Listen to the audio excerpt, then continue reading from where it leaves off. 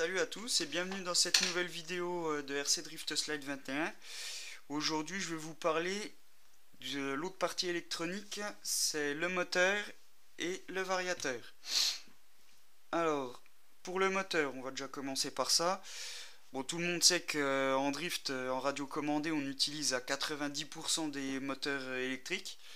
Alors, d'accord. Alors déjà, pourquoi?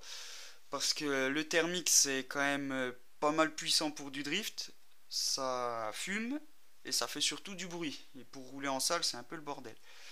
Alors on utilise surtout de l'électrique, on utilise des moteurs brushless, c'est-à-dire les moteurs nouvelle génération sans charbon, qui sont plus coupleux que leurs anciens homologues avec charbon. Alors du fait aussi qu'ils n'ont pas de charbon, ils n'ont pas d'entretien, et c'est quand même pas négligeable. Vous avez un moteur, vous n'avez jamais besoin de l'ouvrir, c'est quand même cool.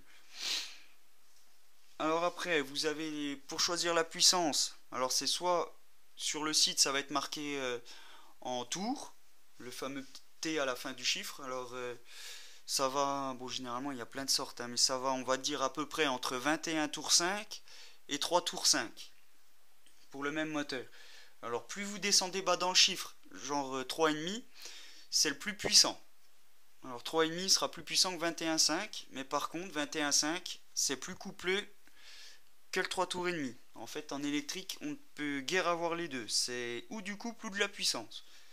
Alors en drift, ce qui est pratique, c'est qu'on coupe la poire en deux. On prend entre 13,5 et 8,5. Moi, genre celui-là, c'est un 10,5. J'en suis très content. Ça, il coupe les puissances. C'est vraiment quelque chose de propre. Ou sinon, vous avez autre chose qui peut être marqué sur la boîte du moteur. C'est un chiffre, genre 2005, 3000, 9000, tout ça, marqué à la fin avec KV. Alors en fait, ce fameux chiffre, c'est quoi? C'est le nombre de tours que prend votre moteur à vide sous 1 volt. Donc on va prendre un moteur, mettons, qui va faire 3000 kV, on va dire. Ça veut dire que sous 1 volt, il prend 3000 tours minute. Vous prenez une batterie au lithium qui fait 7 volts 4, et ben en fait vous avez juste à multiplier les 3000 par 7,4. Ça va vous donner... Enfin déjà 3 x 7 ça fait 21 000 tours. Alors ça vous donne un petit peu une idée de ce que ça peut prendre. Alors soit c'est marqué en tours, soit c'est marqué en kV. Après, l'autre point essentiel, quand même pas des moindres, ça reste le variateur. Alors le variateur, lui, qu'est-ce qu'il fait? Tout simplement, c'est l'ordinateur. Alors c'est lui, hein, pour ceux qui ne sauraient pas ce que c'est.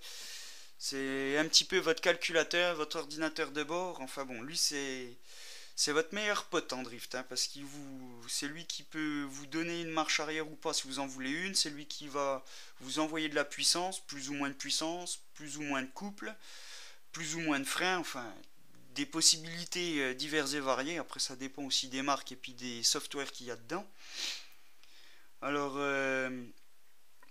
pour les variateurs, alors essayez de prendre, bien vérifier, généralement ils les ont tous, mais qui puissent être compatibles avec les batteries au lithium, avec les batteries au lipo, parce que certains variateurs, surtout les variateurs d'origine sur les voitures assez bas de gamme on va dire, ils n'ont pas ce truc là et il faut l'avoir, parce qu'une batterie lipo, il faut pas, si vous ne le savez pas, il faut pas la décharger complet, car sinon elle fait boum, tout simplement, ou elle prend feu. Alors c'est pour ça, il faut avoir des variateurs comme ça qui, au-delà d'une certaine tension, ils se coupent. Alors comme ça, sécurité 100%. Alors après, l'autre truc qu'il faut voir, c'est quand même prendre un variateur d'assez bonne marque, on va dire. Alors vous avez toutes sortes de prix, hein. Ça peut aller de 30 € jusqu'à plus de 300 pour vraiment des super marques. Alors moi celui-là, j'ai choisi un Speed Passion, hein. C'est quand même une marque assez réputée et qui n'est pas très chère, hein. Vous avez Speed Passion, vous avez Hobby-Wing, c'est un peu kiff-kiff. Pour, on va dire, à une soixantaine d'euros, vous avez un variateur qui est vraiment très propre et surtout qui suffit largement pour le drift, hein. Vous n'avez pas besoin d'avoir un truc de compétition qui envoie une poudre pas possible. Car là, en drift, vu que les pneus glissent, on n'a pas besoin forcément d'une énorme quantité de puissance. Alors voilà, c'est tout ce que vous aviez à savoir pour les moteurs et le variateur. J'espère que ça vous a plu. Et merci d'avoir vu cette vidéo. Et puis bah, à bientôt pour une prochaine vidéo qui sera sur je ne sais pas quel thème.